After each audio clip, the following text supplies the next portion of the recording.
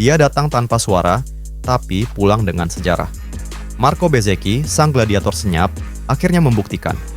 Di Silverstone 2025, saat semua mata tertuju pada nama-nama besar, dia datang dari posisi ke-10, tetap tenang, konsisten.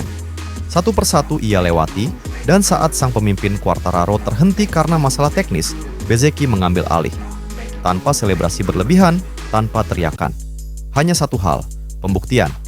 Bersama Aprilia, tim yang pernah diragukan, ia memberi mereka kemenangan yang telah lama dinanti. Diam tapi konsisten, tak banyak bicara, Marco Bezzecchi. Sang pembuktian itu nyata,